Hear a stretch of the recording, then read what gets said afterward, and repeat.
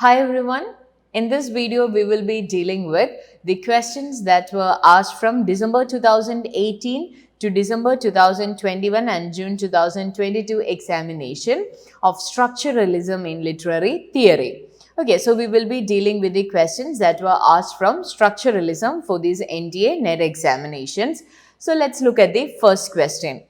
We know now that a text is not a line of words releasing a single theological meaning, the message of the author God, but a multi-dimensional space in which a variety of writings, none of them original, blend and clash, literature, by refusing to assign a secret and ultimate meaning to the text and to the world as text, liberates what may be called an anti-theological activity, an activity that is truly revolutionary, since to refuse to fix meaning is, in the end, to refuse God and his hypostasis, reason, science and law. Okay, so this is an extract or this is a passage, and the question is, the passage comes from which of the following essays?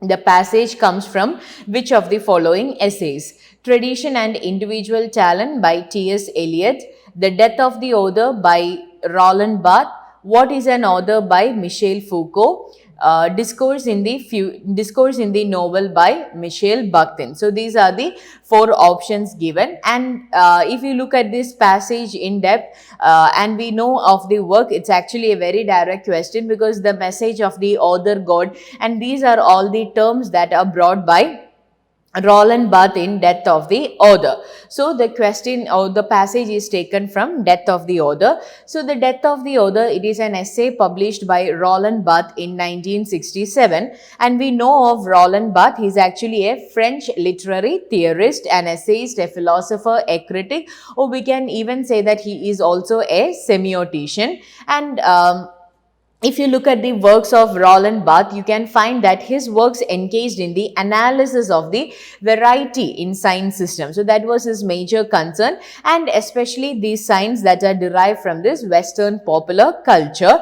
And if you look at the works, overall works of Roland Barthes, you can find that his ideas, it explores a diverse range of fields, and it influenced different school of thoughts, school of theories. It has influenced structuralism, post-structuralism, literary theory, anthropology, and you can even find that The Death of the Author is actually an essay that marks his transition from structuralism to post-structuralism. At the beginning of his career, he was a structuralist, but later he migrated, or later he transited to post-structuralism. And Barthes, he is known mainly for two of his essays. One is his 1967 essay, that is Death of the Author, and the other one is in 1957, 10 years prior to this essay, that is Mythologies.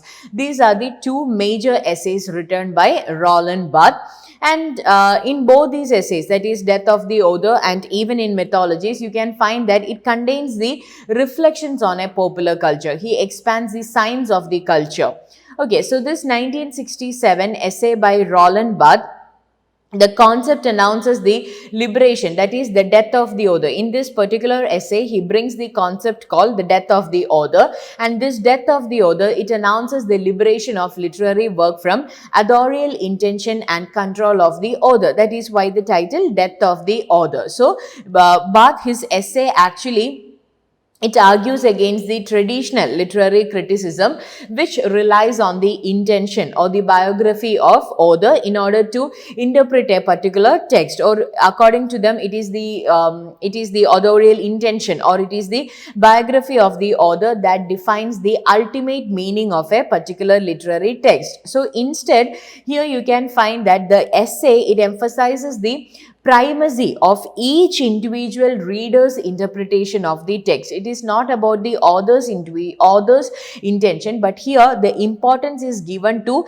each and every reader's interpretation of the work over any definitive meaning. And since the readers are multiple, or it's something like that is never ending, we have to say that the meaning is also something that is not definitive, or the meaning is also not something that can be concluded or that we can ultimately get. So here in Death of the Author, Roland Barthes explains that the meaning of a literary text is not a definitive meaning intended by the author. It is a process in which subtle or unnoticed characters may be drawn out for new insight. So Roland Barthes articulates the concept of this death of the author, and he says that instead of recognizing, or instead of what can we say, discovering a single theological meaning, and this theological meaning according to him is the he calls that as the theological meaning because that was regarded to be the canonical meaning, because that was the intention of the author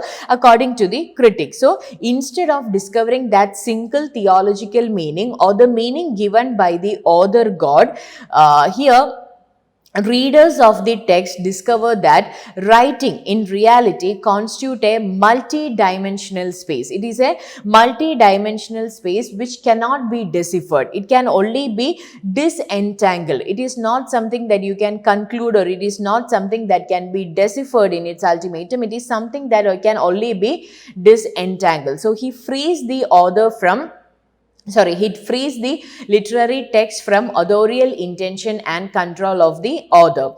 So with the death of the author, the reader or the scripter is born. But again here, the reader is not someone, a biological reader where you have to go for the effects and feelings of the reader. It is just the meanings that matter. It is not the emotional output of the reader that matters. It is just the meanings, the multiple possibilities of meanings that matter. So here, this extract, it is taken from The Death of the Author by Roland Barthes. So the correct answer is option B, Death of the Author by Roland Barthes. So now let's look at the next question. What is the meaning of long in Saussurean linguistics? What is the meaning of long in Saussurean linguistics? So here, this question was repeatedly asked many times regarding Long and Parole, then comparing it to Noam Chomsky's competence and performance. So there were multiple questions asked from it. So when you study Ferdinand de Saussure, make sure that you study the concepts. Make sure you understand the concepts like sign, signifier, signified, language, long and parole.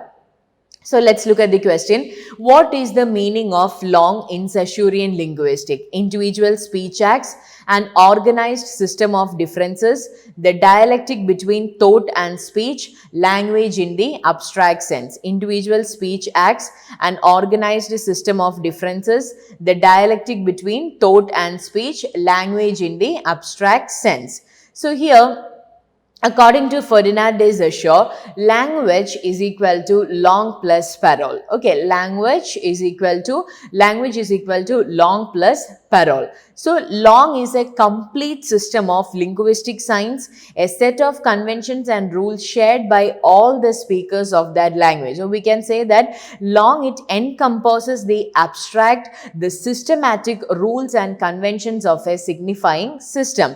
It is independent of the individual user. Okay, what I do with it does not matter. It is what I know. It involves the principles of language. Long is directly related to the principles of language with no meaningful utterance or parole would be possible. So long is the set of signs, a set of conventions and rulers shared by the speakers of language. So it's not directly related to the speaker. It is independent of the independent, or you can say it pre-exists of the individual user, while parole refers to the concrete instances of the use of language. When we make use of this lang, or when we make use of this lang in reality, that is when parole happens. So it is the concrete instances of the use of a language, or concrete use of this long, including texts which provide ordinary research materials for linguistics. So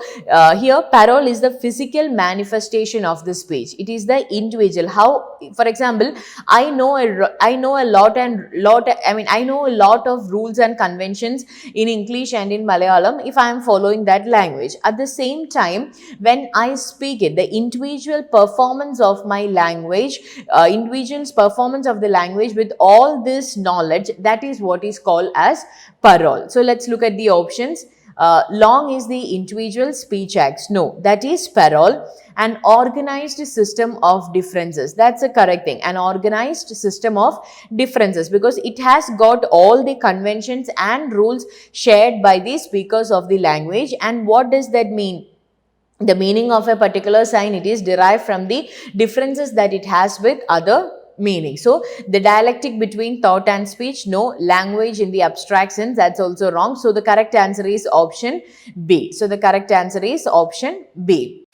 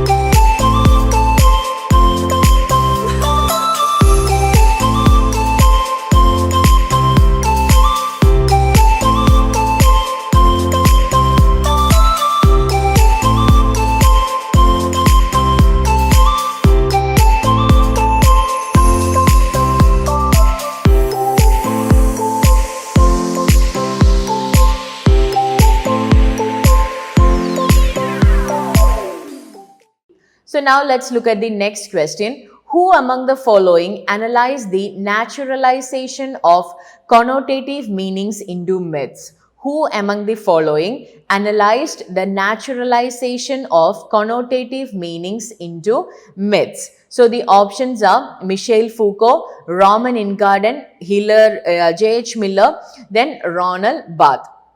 Okay, so Michel Foucault, Roman Ingarden, Miller and Barthes. So here in the previous video, while we were mentioning about Death of the Author by Barthes, I have mentioned that Roland Barthes, he is known for two of his essays, 1967 Death of the Author and 1957 Mythology. So here we can say that the correct answer is Roland Barthes.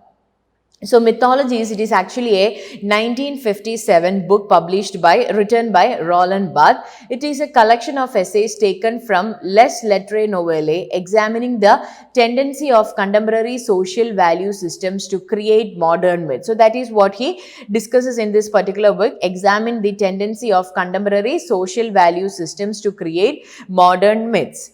Barth also look at the semiology of the process of myth creation, updating SAUSSURE's system of sign analysis by adding a second level where signs are elevated to the level of a myth. For example, we can say that mythology, this particular essay, it is split into two.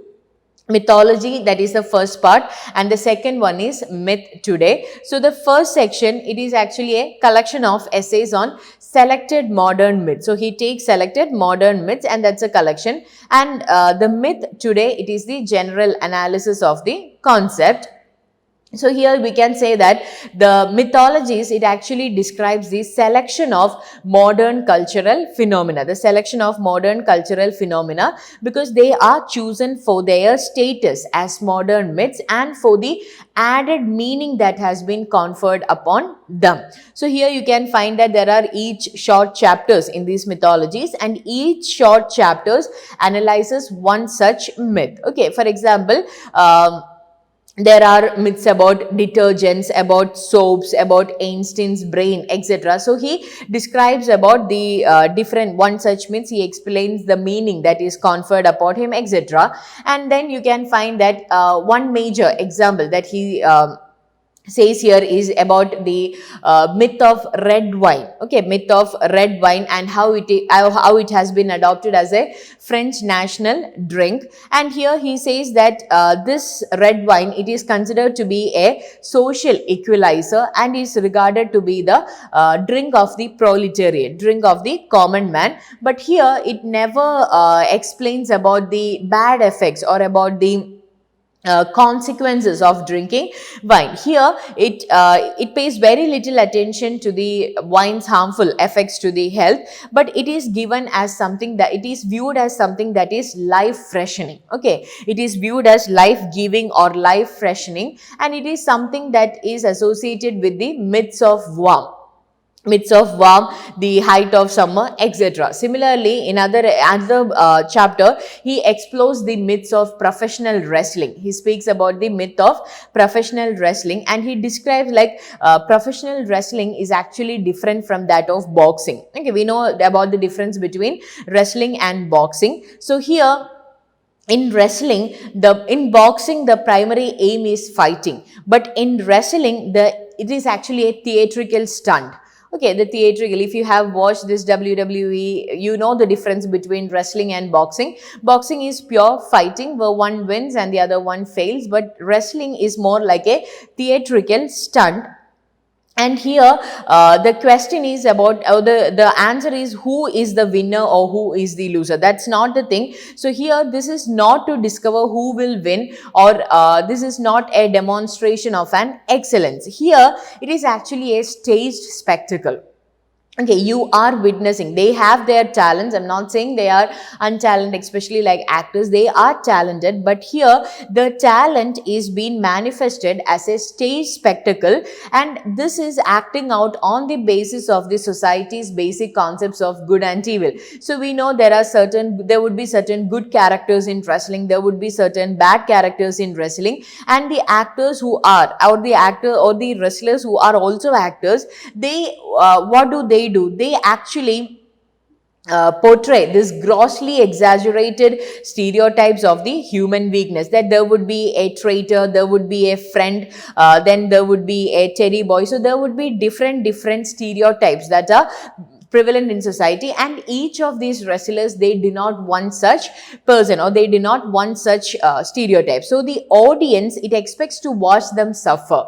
Okay, the audience are expected to watch them suffer and punished. Okay, when a traitor is punished, we are actually happy. Okay, so that is, the audience expects to watch them suffer and to be punished for their own transgressions of wrestling rules in a theatrical version of the society's ideology of justice. Okay, they are not a traitor in real life, but what do?